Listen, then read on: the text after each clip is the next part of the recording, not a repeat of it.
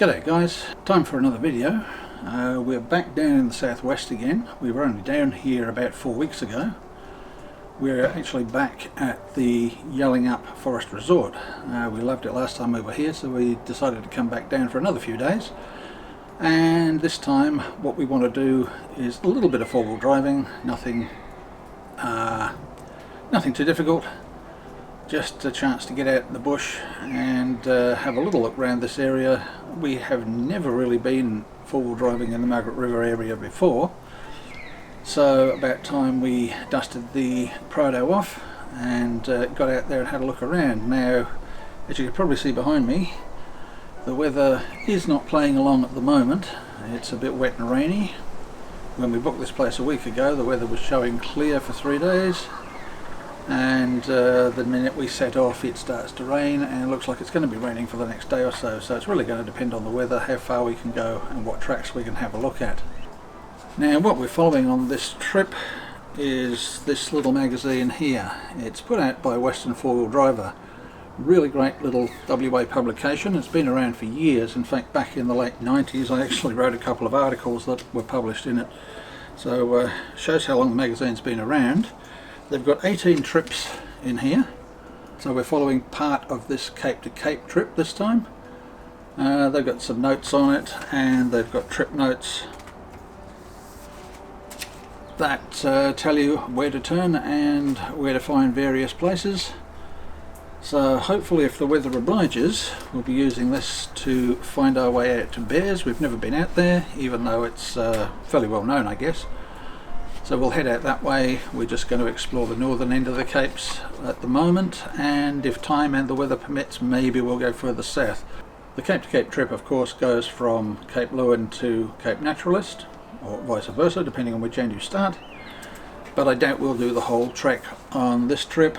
We don't really have the time, and I don't think the weather's going to really be that great. But we'll do what we can, do a bit of filming out there, and take you guys along for the ride, just so you can see how the four-wheel drive goes. We haven't done really many four-wheel drive videos for the channel.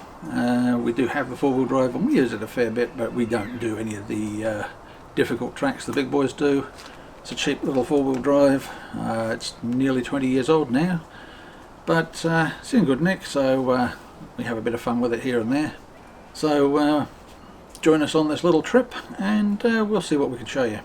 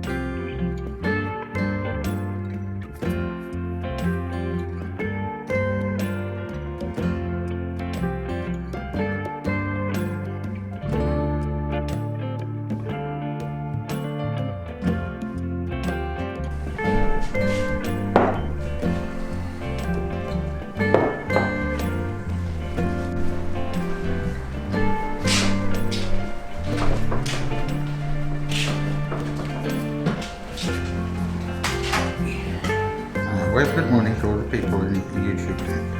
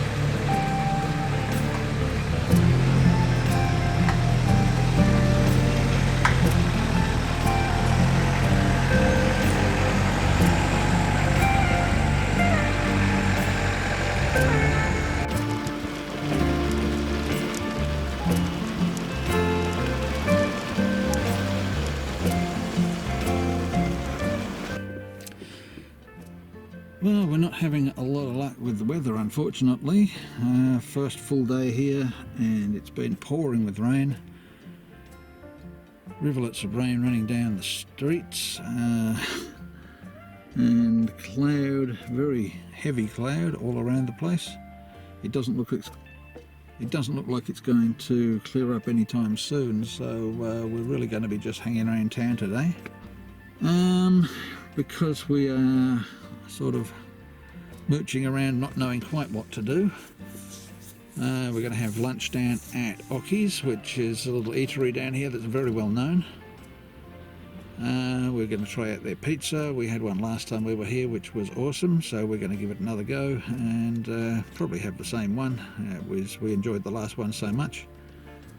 But as you will be able to see from the window here,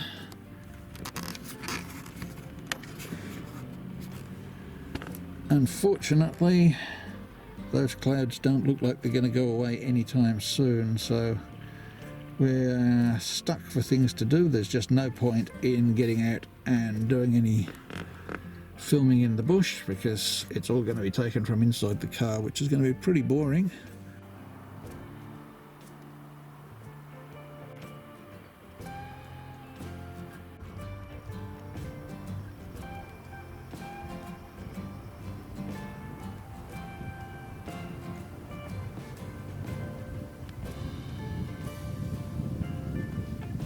Well, day 2 of our trip has definitely dawned a bit finer than yesterday. I can see a bit of blue sky, there's some cloud around, but I don't think it's going to rain today. So we'll finally get a chance to get out, go down to Bears and have a look at some of the tracks along the coast there. Before we go, we'll just have a quick look around the old PRADO here, give you a look at what we've done to her. Later on, when we do some camping, we'll do a proper setup and show you what the camping gear and everything's like, but just for now we'll have a look around at the internal changes we've made since the last video, which was I think around about Tamala Station, which would have been over a year ago now. Okay, we'll first look at the back end of the car, and inside you can see the old Engel here. It's 12, 14 years old, something like that now. And on top of that we've got the 2-zone. Now what that does is it gives us 60 litres of freezer space at the bottom and 40 litres of fridge space at the top. So it's pretty big and bulky, but we've got it on a slide.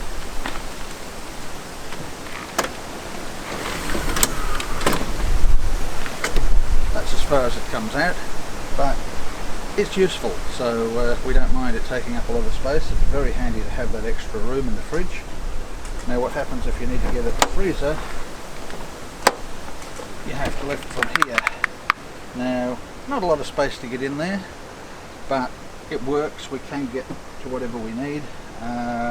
What I will do eventually is get some sort of little leg to put on here that I can fold down just to hold it up without having to do it manually all the time. But it works pretty well in its current configuration. We can't really open the lid fully, just don't have the room. So again, what I'll probably do is manufacture some sort of little thing here, just a fold out leg. That makes life a bit easier if you're trying to get things out from deep down in the fridge. A couple of little holders here for cups, or if we're cooking at the back here, sauce bottles, that sort of thing.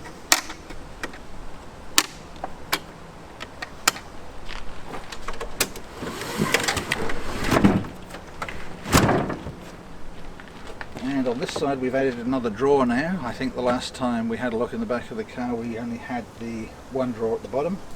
So we've added the second drawer. It's offset a bit, you can probably see that. The edge of this one sits about here. The reason for that is of course we need to open that Engel a bit, so we needed to have this drawer pushed onto the side. Trusty little travel buddy there, bolted down. We can quite easily move that to the coaster if we need it there.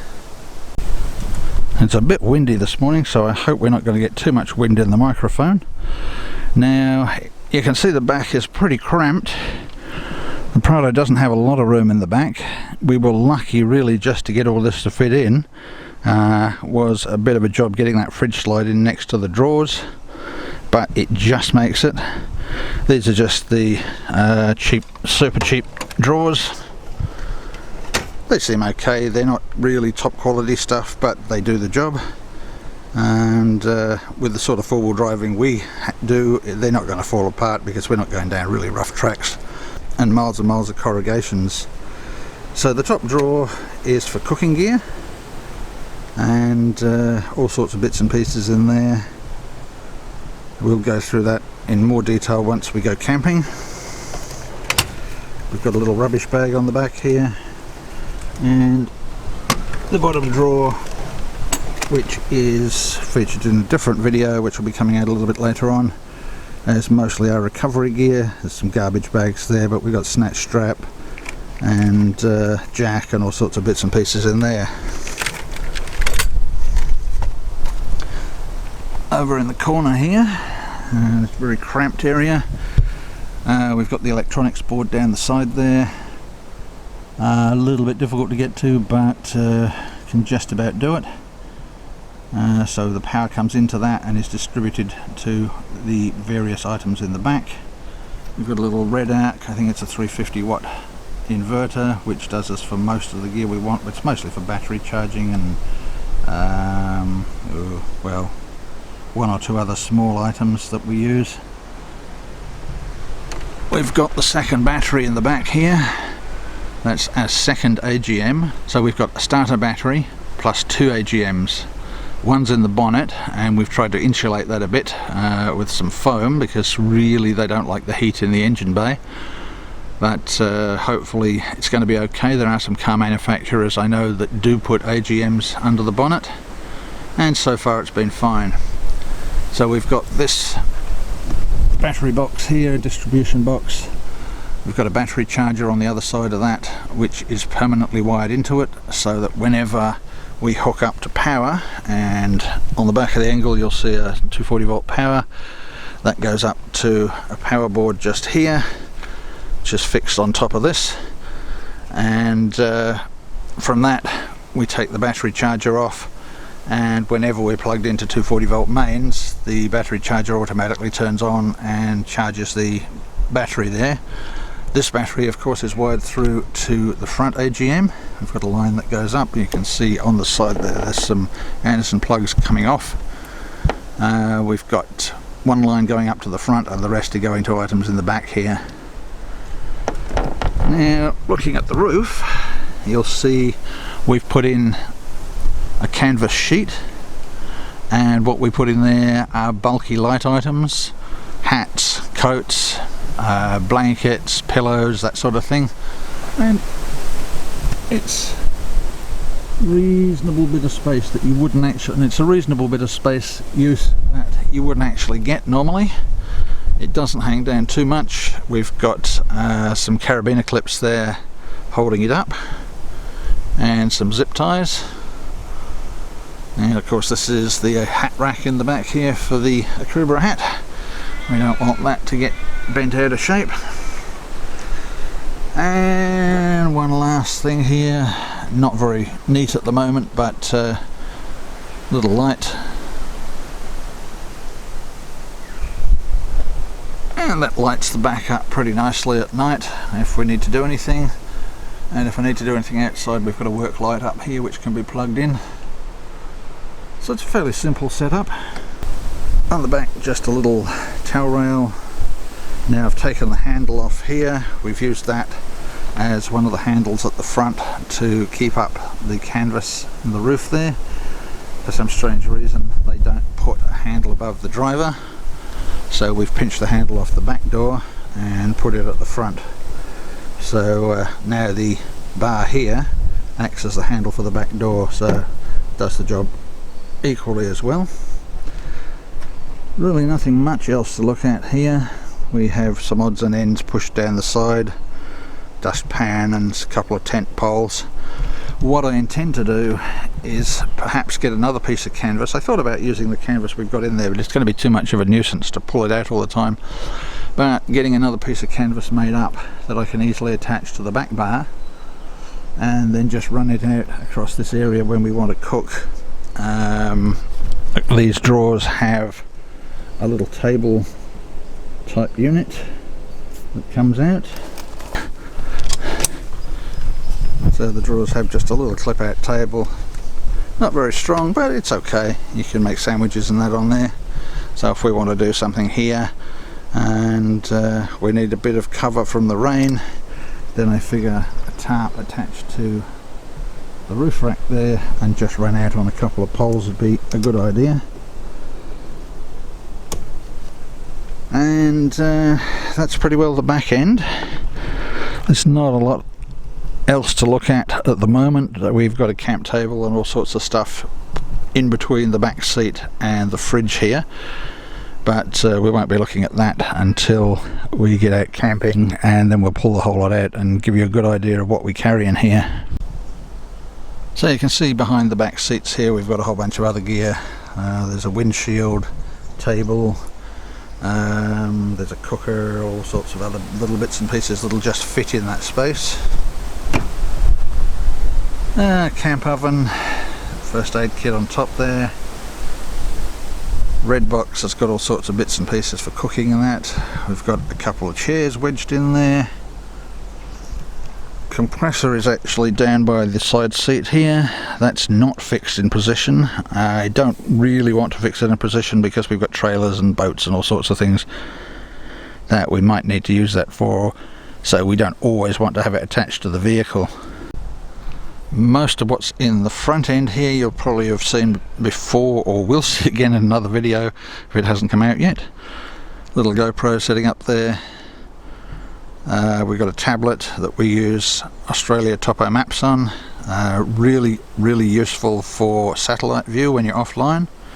It's probably the only one now that does that job properly. Fire extinguisher here. We have a second fire extinguisher under the driver's seat. Always carry two fire extinguishers, one is never enough if you're going to have a car fire.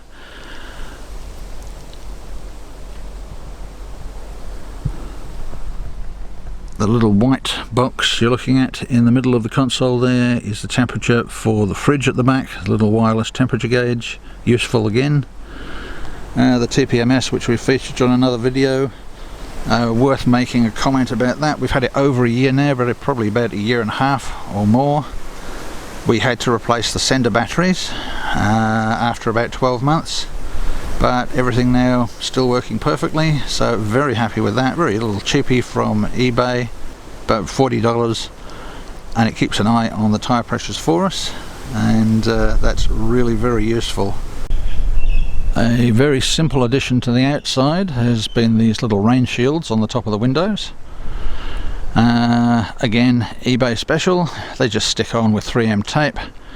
It's going to be interesting to see how they hang on in the heat of the summer, but if they do, they're going to be worthwhile. It's really nice to be able to have your windows down a bit, let some air in when it's raining outside, helps stop your windows steaming up, and just gives you a nice bit of airflow so you don't feel too stuffy inside the vehicle. The only new changes under the bonnet would be the C-Tec DC to DC charger. I've been busy shielding some of the wiring in here. You can see there's one wire at the back there that's not shielded. That was put in before I bought the vehicle. That's the old dual battery charger, which is now disconnected. But I've done as much as I can to neaten up the wiring. I had a car electrician who was actually an RAC agent have a look under here fairly recently before I'd done this recent work, and he just about fell off his chair, figuratively. The wiring is not the best in the world, but I've tidied it up a fair bit from what it looked like before. Got the little Matson battery monitor there that goes through to your mobile phone, and at any time you can have a look at the state of your battery. We've got a couple of circuit breakers in here, and of course the C-Tec down in this corner. All the cable is shielded all the way through under the vehicle. We've got a Anderson plug that goes through to the back. The one there of course can be disconnected so you can get your air filter off. And not much else to show you under the bonnet at the moment. Not really anticipating any changes to that anytime soon. So time to get the lunch item. There's some beef pies ready for the day. I'm going to chuck those into the travel buddy and we'll turn it on about 10:30, and by 12 o'clock we'll have nice crispy pies to eat.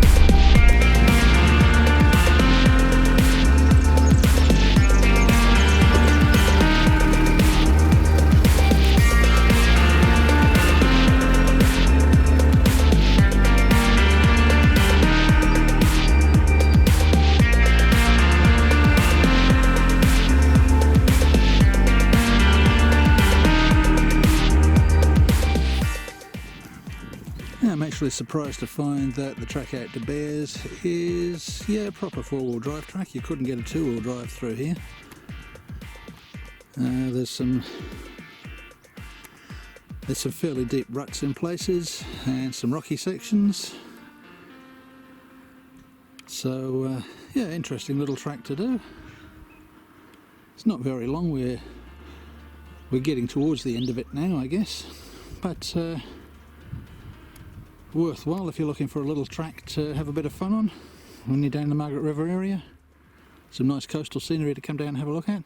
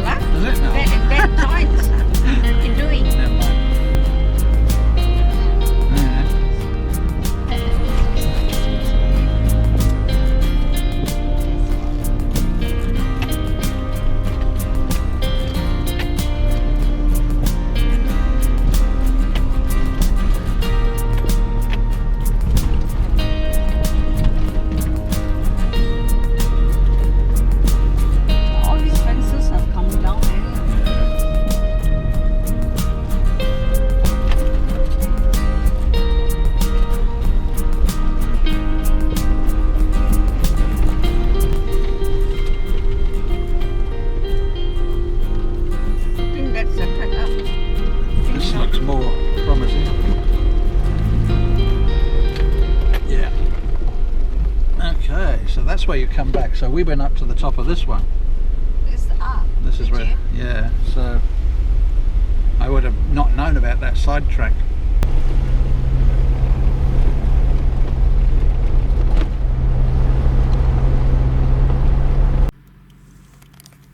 Well, I guess as you can see from the windscreen, the rain is coming back in, but at least it did allow us to get out this morning and get through the track. The little tablet here was brilliant. It worked exactly the way I hoped it would. So we could keep track of exactly where we were on the tracks we were going through. And it shows us the images in satellite view, not just a map view. A map view for four-wheel driving really I don't think is that valuable. One thing we have found useful using the topo maps is to have the app running on two different devices. So we've got a slightly zoomed out version running there on the tablet, and over here on the phone we have a much more zoomed in version. And that's pretty handy for seeing a bit more detail while you're moving along. We were hoping to head out to meal up and have lunch. We may still head out there. There's one or two little blue patches up there, but as for any more four-wheel driving, yeah, I really can't be bothered doing that in the rain. Well, the rain backed off again, and we did get the chance to come down and have lunch at Meal Up Beach. Beautiful little bay down here. Most people are going to see this packed with other people because during the peak seasons you can't move down here and you usually can't get parking, but right at the moment, us, one other car, and just the way we love to have it. Very, very pretty piece of coastline along Meal Up.